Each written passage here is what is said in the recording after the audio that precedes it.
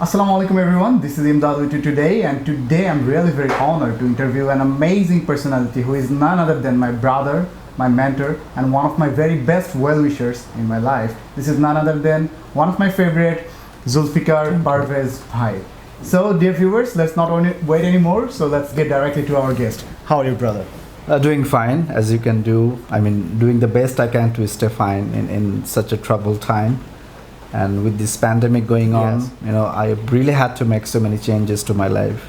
Oh, So overall, yes, it's doing fine. Can't Alhamdulillah. complain. Alhamdulillah, Alhamdulillah. It's really very great to hear from you.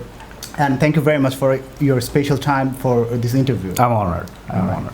Okay, brother. You see that I got, I'm really very inspired by your story. So I was wondering, if you could tell us a little bit of your story to our viewers, because I think that by listening to your story, they got a lot to learn. So, All right, thank you so much. I'm really happy to know that my story influenced you. absolutely. And actually, if I had to go back to how I started, I actually have to go back to my school days because it all started back in school in 1998. And I remember I did something very funny. I had a grammar with a red cover, and it all started with a single sentence from that grammar book which I had back in school. And I memorized a particular sentence from that, which was "I don't believe you." And that was the first English sentence I could use, and I started using that too many times in my speech, Okay. almost to the point of making it a cliche. So it happened once that we had a big playground behind the house, and back in school I was so much into cricket, not just in terms of playing cricket on the field. I used to watch a lot of cricket on TV as well. All right. So we used to live in a rented house back then, and the owner of the house used to work in the police, Okay. and he would often come and pay us a visit just to see how things were going.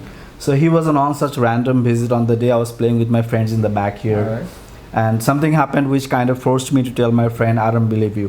So he overheard me telling my friend, "I don't believe you," and he came up and he asked me why in English, and I couldn't say anything more. I was kind of mum for quite some time, and then he tried to make me understand that if you're trying to learn how to speak English or any language that is not your own, it should be in such a way that you speak the language round the clock, 24 hours. Yeah. So it should have a natural spontaneity, should have a kind of smoothness. Absolutely. So it should not be a case of you're speaking 2 or 3 sentences every now and then going for a long pause and the listener going off to sleep. So that had a great impact on me.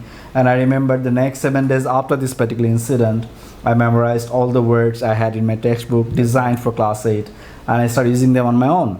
Awesome. And one thing that I did that not many will do now is I had a big mirror in my bedroom. I used to have Okay. one room to myself, and I used to stand before that. All right. And naturally, if you stand before mirror, your image is going to be reflected inside the mirror. So I used to think Yes. this is somebody else, the image inside. So I used to talk to my own image, and I did that shadow practice or mirror practice, whatever you call it, for 3 long years. I started doing this in 1998, and I kept on doing this for 3 hours a day. It's huge.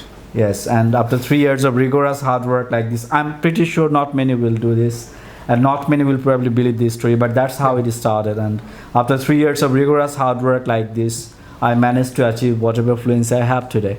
Oh, awesome. So it took you at least 3 years, 3 3 long years and 3 hours a to day. come up 3 hours a day of continuous practice. No, actually, if I have to be honest with you, I'll tell you that 3 hours only with the mirror, yes, but apart from that, I always used to practice. All So it right. is almost a case of my being with the language 24/7.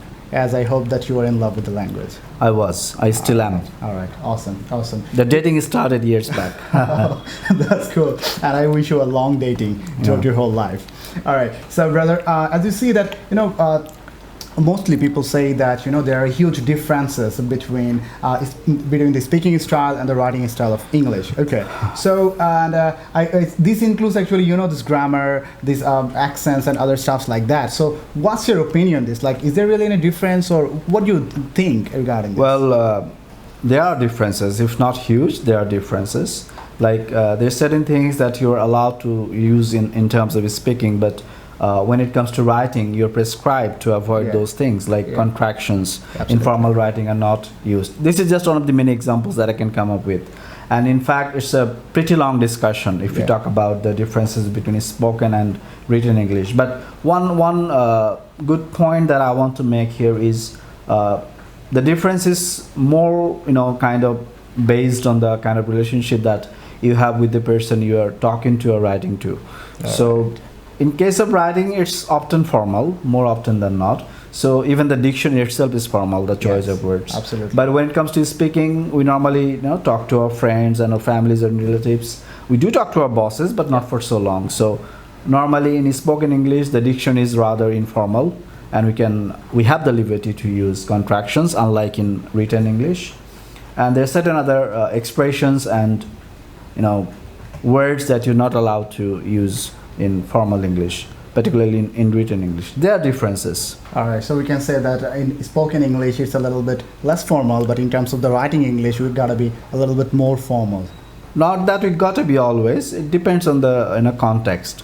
It In the depends context, on who like- you're writing to and who you're talking to. All right, that's cool. I hope that the viewers are clear about it. And brother, as you see that in terms of like speaking and written, both in the, we consider in general, people in Bangladesh face a lot of problem regarding English. So what do you think? What is the main reason that we face problem in terms of English, in terms of using the language as a language? I think I've got your question.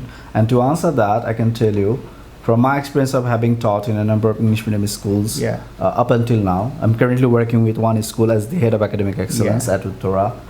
And I can tell you that one big problem that people over here, we face is we do not really have that much of a good exposure to good English.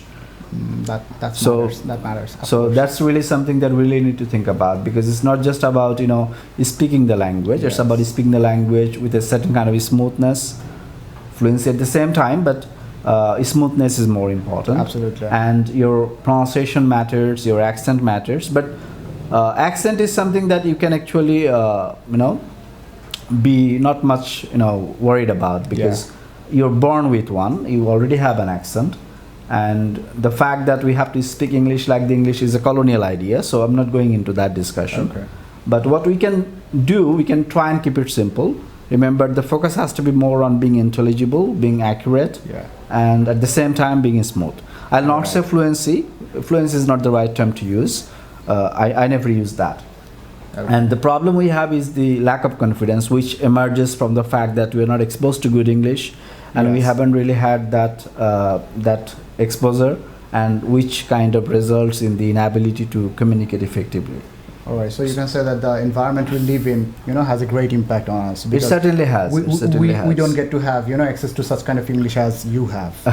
Okay. Well, even in my case, it came much later. Up until I went to the university, I never really had exposure to such good English as such, but I did try to make sure that I did have some good exposure to English by listening to commentary on TV. All right. So the exposure can actually come in many different ways, not just in terms of living in a foreign country for a good many years. It can be ensured even over here, but for that you have to kind of resort to imagination. You have to begin to pair with yourself, and you have to listen to people who are very good at the language, and in fact better than you are. Absolutely. I hope that it makes sense to me as well, and of course to our viewers as well. Okay, so brother, as you see that what happens in Bangladesh, we get to learn English from the very class 1 to the whole life of our study. Okay, so what happens that still, even after a long time, if I said that like for to the university, there are 16 years of study we have, each and every students of our Bangladesh. Okay, but still, unfortunately, even after doing their BBAs or MBAs or their honors and masters, I see there are a lot of people who struggles in terms of speaking or using the language as a language. So what do you think? What's the main reason? Well, yes, it's a fact, but the thing is, you must have heard about that cliched expression that English is a royal subject. I remember my mother telling me this so many times. So this partly answers your question, because we seem to have a tendency, in fact, the teachers teaching at different levels over here, particularly the teachers teaching this particular language, they themselves tend to impart the idea among the students that English is not a language, it's a subject. Now, when you begin to treat English as a subject, you will have a different procedure altogether. So what I mean to say by this is the approach or the procedure of teaching a particular language and that of teaching a particular subject are really very different. Absolutely. So if you're applying the method of teaching a particular subject, but while in fact you're actually trying to teach a language, albeit without knowing that, this is not going to help so much.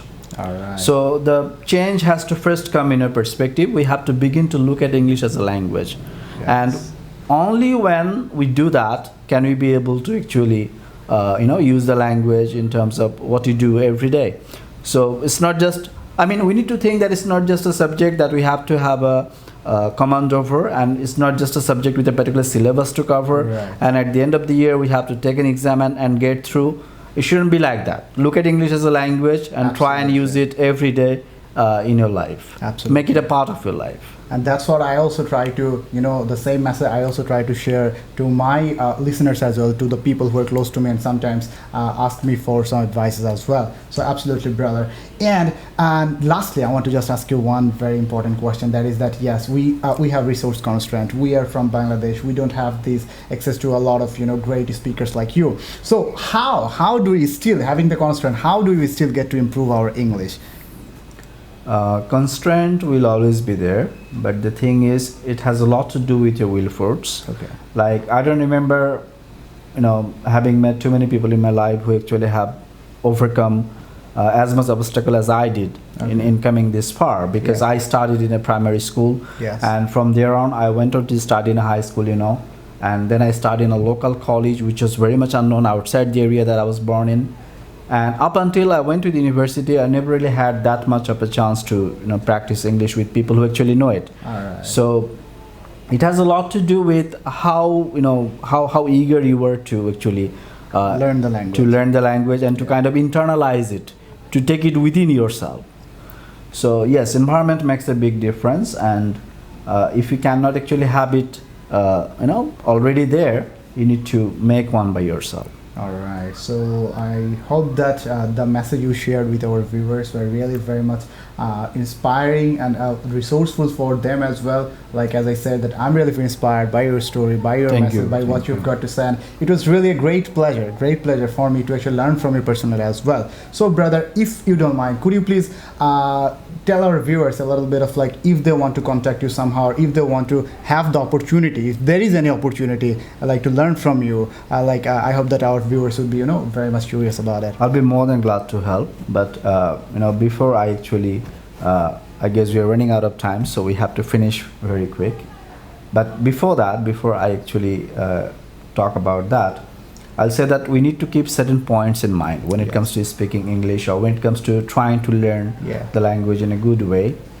We first have to be, in a position where we realize the need for the language. Why do we need that? Absolutely. The why. Clear the why first. Yes, the why. Absolutely. And then we need to have the passion for it. Yes. Passion is something different from interest. You may just have interest towards something, but passion is something that just doesn't let you go. That it stays with you. So you need to have the passion for it. That's what actually made me come to you. Yes, and we need to have patience, because the change is not going to come overnight. It will come gradually through a long time of hard work. So we need to stick to that. For sure. And then we need to have good exposure to good English. Yeah. We also need to have the habit of reading. Right. The audience can't see the background, but as you can see, my whole house is full of books. So you need to read, because reading has a lot to do with what you speak. Yes. Because often it's a case of speaking what you hear. Absolutely. Or speaking what you read. So that's something important. And at the end of the day, you need to remember that you have to be with or around people who actually speak the language, and where you get to expose yourself and listen to good English. Absolutely. Because what you hear has a lot to do with what you speak. Definitely. And so far as communicating with me is concerned, yes, that's pretty possible. I'm pretty much available on Facebook, partly because I'm so much into writing, Yeah. and I have been published from India, from UK. My poems have been published, but I do like to keep in touch with people, and I do like to get to know people. And if I ever find that there is somebody willing to learn the language, and this happened in your case too, Yes, absolutely. if you remember. So I try to help them out. So obviously there is a way out to keep in touch with me.